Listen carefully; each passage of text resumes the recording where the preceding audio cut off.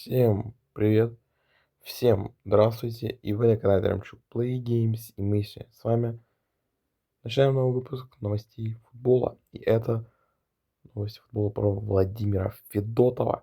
Начнем сегодня говорить о назначении, потенциальном назначении Владимира Федотова в московское «Динамо».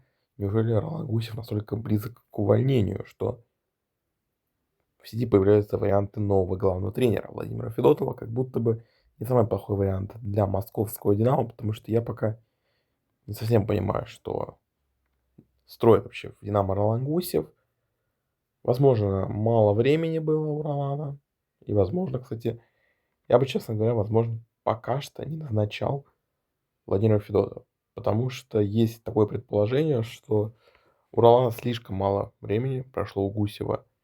И пока рано делать некоторые выводы о его работе, скорее всего.